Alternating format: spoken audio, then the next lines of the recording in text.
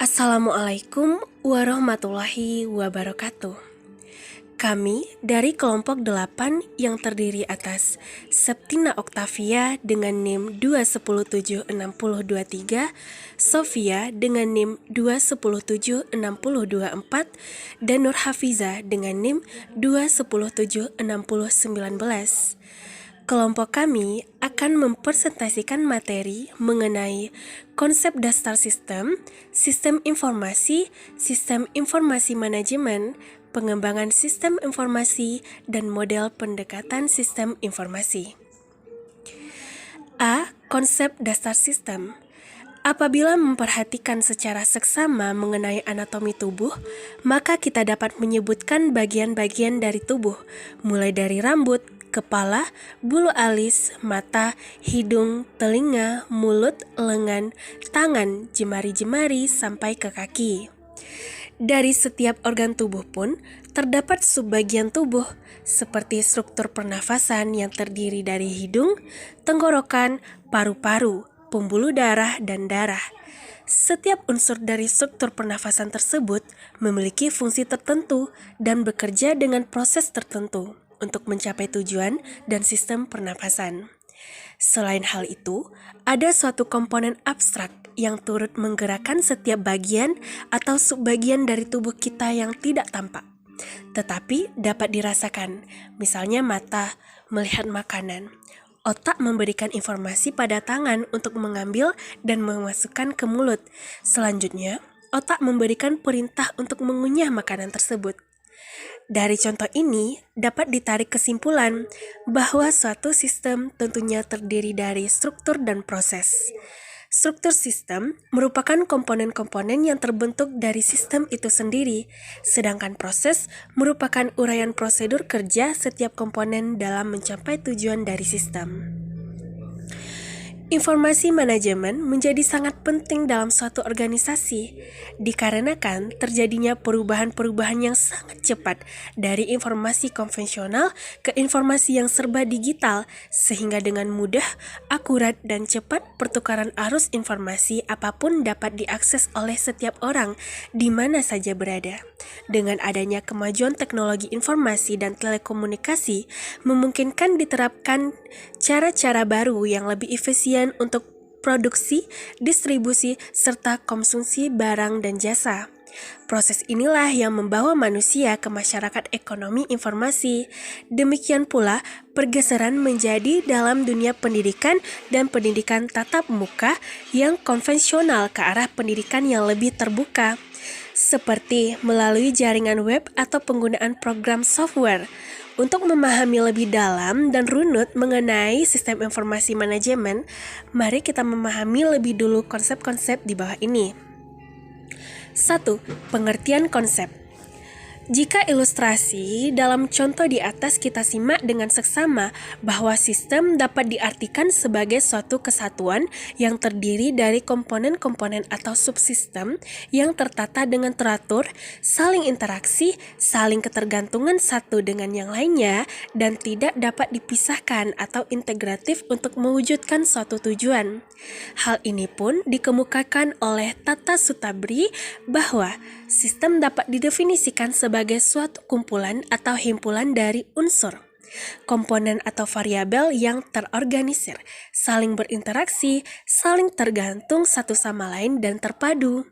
Maksud dari komponen atau subsistem di dalam pengertian ini tidak hanya komponen fisika semata, tetapi termasuk di dalamnya adalah komponen yang bersifat abstrak atau komponen secara konseptual seperti visi, misi, kebijakan, prosedur, dan kegiatan informasi lainnya.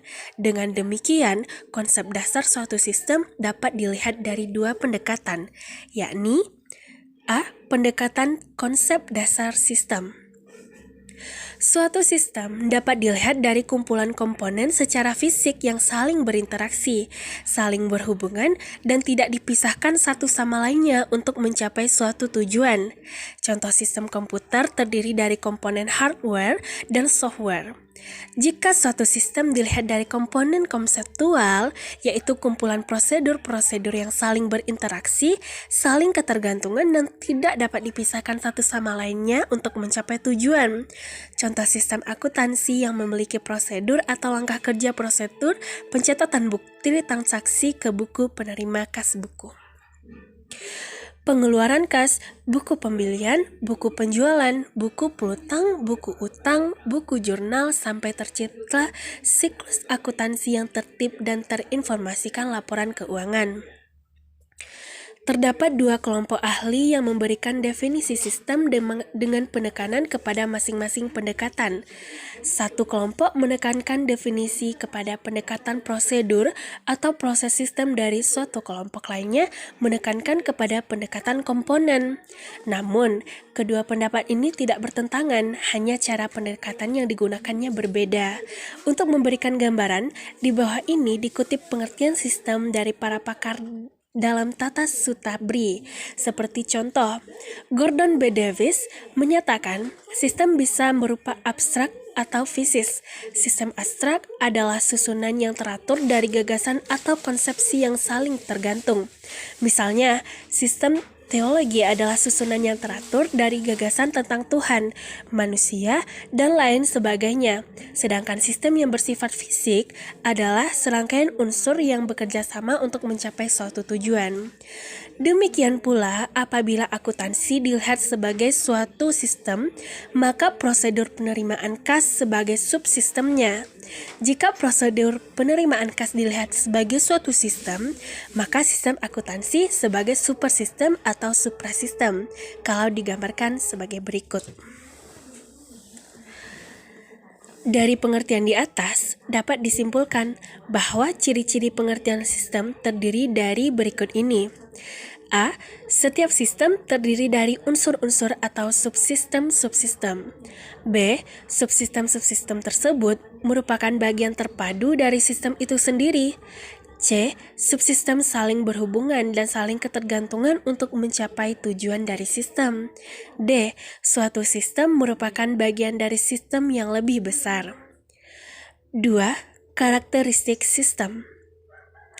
Sesuatu dikatakan sebagai suatu sistem apabila memiliki sifat-sifat tertentu, seperti dikemukakan oleh Jogianto. Sistem memiliki karakteristik atau sifat-sifat tertentu, yakni berikut ini. A. Mempunyai komponen-komponen. B. Batas sistem atau boundary. C. Lingkungan luar sistem atau environments. D. Penghubung sistem atau interface. E. Masukan sistem atau input. F. Keluaran sistem atau output.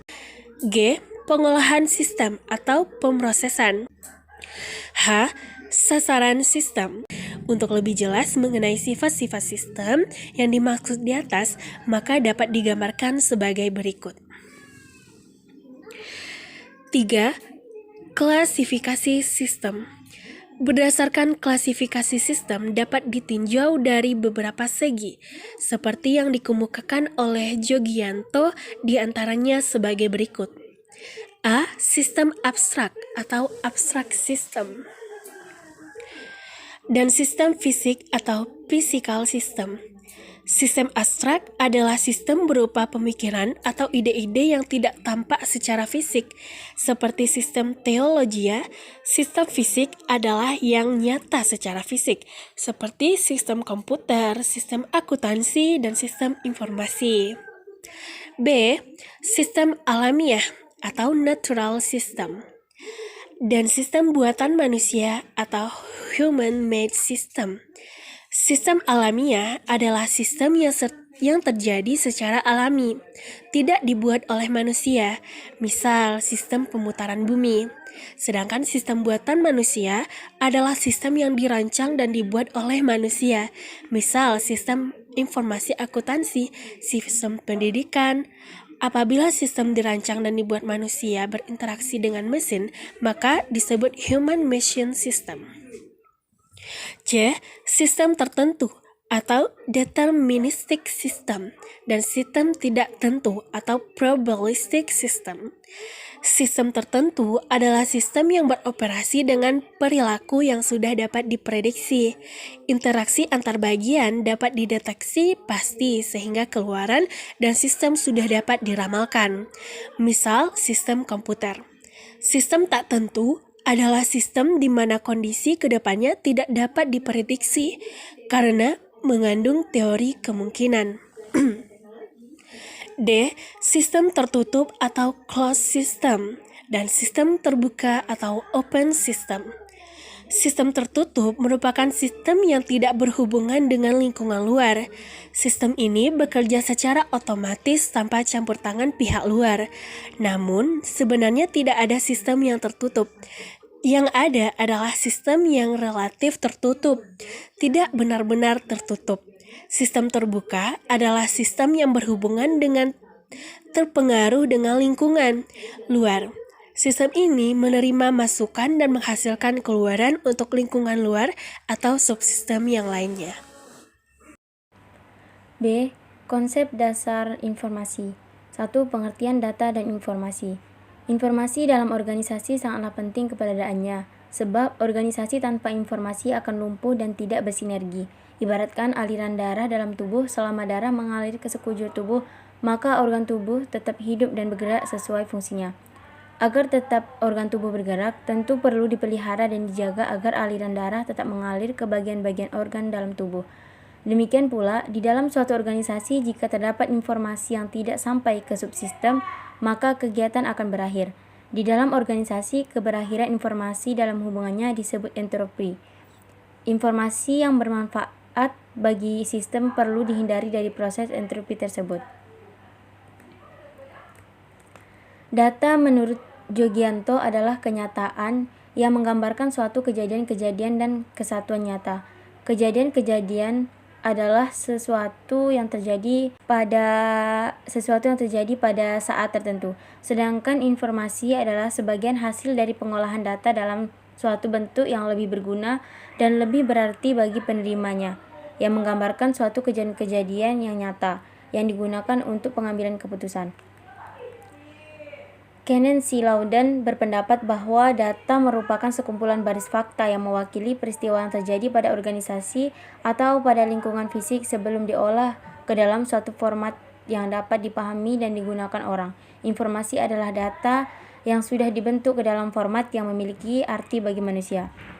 Jadi, istilah data dan informasi berbeda. Data merupakan bahan mentah sehingga perlu diolah dan relatif belum memberikan manfaat bagi penggunaannya, sedangkan perlu diolah lebih lanjut melalui media suatu model untuk dihasilkan menjadi suatu informasi yang berguna. Misalnya, data persediaan setiap barang di gudang berupa sejumlah lembaran kartu persediaan. Kartu persediaan tersebut belum memberikan laporan yang jelas mengenai kondisi persediaan setiap barang di gudang. Maka, setiap kartu persediaan barang perlu diolah lebih lanjut sehingga menghasilkan suatu informasi yang berguna bagi manajer. Dengan menggunakan media suatu model, maka kartu persediaan setiap barang dapat menghasilkan berbagai informasi seperti berikut ini.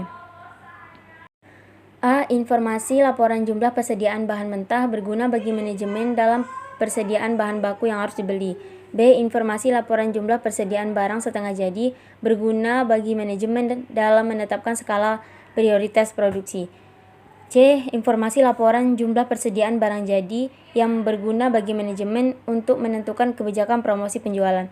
D. Informasi laporan persediaan bahan mentah setengah jadi dan barang jadi berguna bagi manajemen dalam menyusun laporan keuangan perusahaan bagi akhir tahun tutup buku. Jadi, apabila digambarkan secara sederhana, pemrosesan data menjadi informasi dapat dilihat gambar di bawah ini. Data sangat sederhana, tetapi data juga dapat sangat rumit. Oleh karena itu, data perlu diolah melalui suatu model tertentu untuk menjadi informasi. Informasi akan diterima oleh pemakai, dan pemakai akan membuat suatu keputusan dan tindakan. Hal ini berarti akan menghasilkan tindakan yang lain, dan akan menghasilkan data baru yang lain. Data baru akan digunakan kembali oleh pemakai dan akan menjadi input. Selanjutnya akan diolah kembali. Demikian terus sehingga membentuk siklus yang menurut John Bruce disebut siklus informasi atau siklus pengolahan data. Data yang memiliki nilai akan menghasilkan kualitas informasi. Data yang berkualitas menurut Dr. Marseto Dono Saputro harus memenuhi 3 ketentuan, yakni A. Ketelitian data, B. Komparabilitas, dan C. Validitas. A. Ketelitian data. Ketelitian data dapat ditentukan oleh kecilnya perbedaan jika observasi yang menghasilkan data itu diulangi atau sumber data yang sama digunakan dalam observasi terhadap kasus yang sama.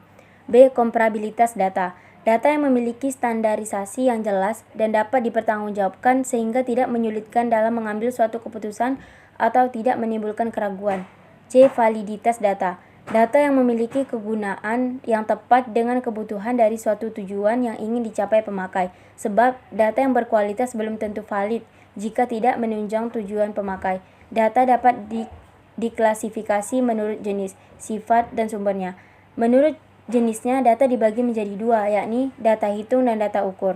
Jika dilihat dari segi sifatnya, data dibagi 2 diklasifikasi, yakni data kualitatif dan data kuantitatif. Dilihat dari sumbernya, data dapat diklasifikasi menjadi data internal dan data eksternal. Yang kedua yaitu kualitas informasi. Informasi ibarat darah yang mengalir dalam tubuh suatu organisasi sehingga begitu penting posisinya, sebab dapat digunakan dalam proses pengambilan keputusan dan berhubungan erat dengan nilai keputusan itu sendiri. Fungsi utama dari informasi adalah menambah pengetahuan atau mengurangi ketidakpastian pemakai informasi.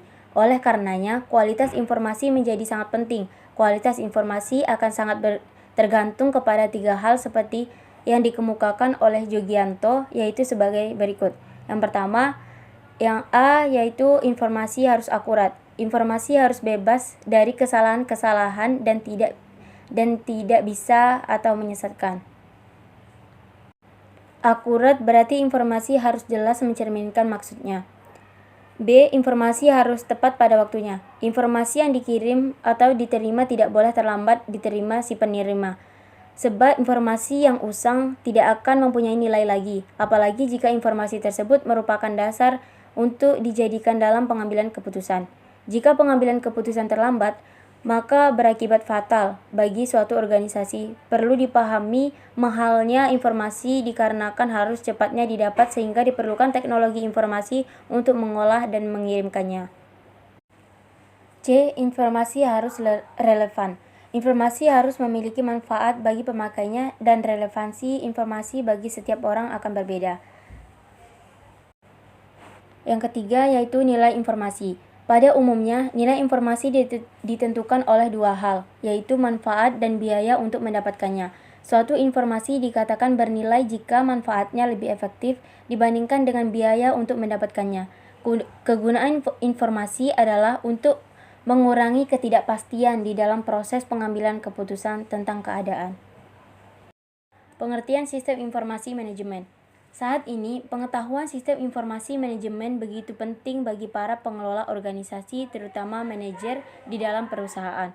Hal ini berkaitan dengan terjadinya perubahan-perubahan yang sangat kuat yang mengubah lingkungan dunia bisnis yang semakin kompetitif dan lahirnya teknologi digital yang mampu melayani berbagai kegiatan secara cepat dan efisien. Hal ini yang melatar belakangi SIM menjadi sangat penting dikarenakan terjadi 4 perubahan kata Keynesi London. Perubahan pertama, semakin kuatnya ekonomi global. Perubahan kedua, transformasi masyarakat ekonomi dan industri ke dalam layanan ekonomi yang berbasis pengetahuan dan informasi. Perubahan ketiga, transformasi perusahaan bisnis. Dan perubahan keempat adalah lahirnya perusahaan digital. Pada dasarnya, di dalam sistem informasi mengandung 3 kegiatan, yakni kegiatan input atau memasukkan, pemrosesan, dan output keluaran. Ketiga kegiatan tersebut menghasilkan informasi yang diperlukan organisasi untuk mengambil keputusan, pengendalian operasional, analisis pemecahan masalah, dan menciptakan produk baru. Kegiatan input untuk mendeteksi bahan-bahan atau serangkaian data yang diperlukan baik dari lingkungan internal maupun dari lingkungan sekitar organisasi. Kegiatan pemrosesan adalah mengolah dan menganalisis data input yang diperoleh menjadi suatu bentuk yang memiliki arti atau format yang dapat dipahami manusia.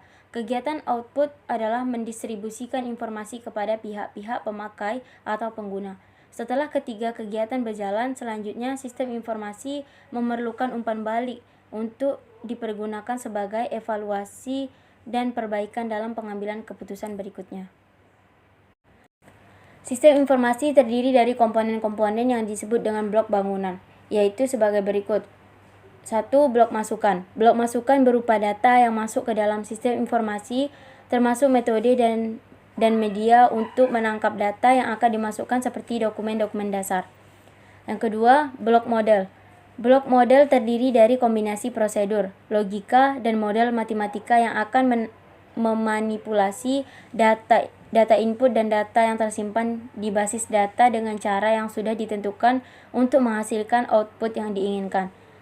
Yang ketiga, blok keluar. Produk dari sistem informasi adalah output yang merupakan informasi yang berkualitas dan dokumentasi yang berguna bagi semua tingkatan manajemen serta semua pemakai sistem. Yang keempat, blok teknologi. Teknologi merupakan toolbox dari suatu pekerjaan sistem informasi. Teknologi digunakan untuk menerima input, menjalankan model, penyimpanan mengakses data, menghasilkan dan mengirimkan output, serta membantu pengendalian dari sistem keseluruhan. Teknologi terdiri dari 3, yakni bansware, software, dan hardware. 5. Blok basis data. Database merupakan kumpulan dari data yang saling berhubungan satu dengan yang lainnya, tersimpan pada hardware komputer dan digunakan oleh software untuk memanipulasi. Data yang disimpan di dalam database perlu diorganisasikan sedemikian rupa agar informasi yang dihasilkan memiliki kualitas. Organisasi database yang baik juga berguna untuk efisiensi kapasitas penyimpanannya. Database diakses menggunakan paket software yang disebut database management system. 6. Blok kendali. Banyak hal-hal yang dapat merusak sistem informasi, seperti bencana, temperatur, air, debu, dan kecurangan. Kegagalan dari sistem itu sendiri, maka blok kendali perlu dirancang dan diterapkan untuk mencegah kerusakan dari sistem informasi dan bila terlanjur terjadi kesalahan-kesalahan dapat dengan cepat diatasi. Dengan demikian, sistem informasi manajemen merupakan penerapan sistem informasi di dalam organisasi untuk mendukung informasi-informasi yang dibutuhkan oleh setiap tingkatan manajemen. Di sini saya akan melanjutkan materi dari teman saya sebelumnya, yaitu perkembangan sistem informasi manajemen atau disingkat SIM. Seperti telah diuraikan pada penjelasan sebelumnya, bahwa SIM ini telah digunakan dalam kegiatan suatu organisasi sebelum teknologi komputer lahir. Namun, dulu hanya bersifat manual. Dengan ditemukannya teknologi komputer, maka pengolahan data dilakukan menggunakan hardware dan software. Pada awalnya, menerapkan teknologi komputer dalam sistem informasi manajemen hanya terfokus pada pengolahan data. Namun, seiring perkembangannya, lalu terfokus kepada penekanan informasi dan pendukung keputusan. Untuk itu, kita simak secara bersama-sama. Yang pertama ada fase yang berfokus pada pengolahan data. Pada pertengahan abad ke-20, perusahaan masih mengabaikan pentingnya sebuah informasi bagi para manajer. Teknologi komputer pada saat itu digunakan terbatas pada aplikasi akuntansi yang dikenal dengan sistem informasi akuntansi. Yang berbasis komputer itu dikenal dengan nama Electronic Data Processing atau EDP. Yang kedua ada fase baru berfokus pada informasi. Pada tahun 1964 diperkenalkan generasi baru komputer yang menggunakan sirkuit silikon yang disebut silicon chip circuitry yang memiliki data proses lebih besar dan lebih baik dari yang sebelumnya. Pada fase ini komputer dipromosikan untuk konsep sistem informasi manajemen. Alat ini diciptakan dengan tujuan utama untuk menghasilkan informasi manajemen, yang saat itu mulai terlihat kesenjangan akan alat bantu yang mampu menyediakan informasi di dalam manajemen. Namun, pada perkembangan teknologi ini tidak mulus dikarenakan Yang pertama, kurangnya pengetahuan para pemakai tentang komputer. Yang kedua, kurangnya pengetahuan tentang bidang informasi dan awam peran manajemen. Yang ketiga, peralatan komputer terbatas dan mahal. Yang keempat, para pemakai terlalu ambisius bahwa sistem informasi dapat mendukung semua lapisan manajemen. Yang ketiga, ada fase pendukung keputusan. Fase ini memformulasikan konsep baru yang diberi nama Decision Support System atau DSS atau sistem pendukung keputusan yang menghasilkan informasi yang ditujukan untuk menghasilkan keputusan yang harus dibuat oleh manajemen. Sistem ini dimaksudkan untuk menyediakan informasi pemecahan masalah bagi para manajer secara umum. Sedangkan DSS dimaksudkan untuk mendukung satu orang manajer secara khusus. Yang keempat, ada fase komunikasi.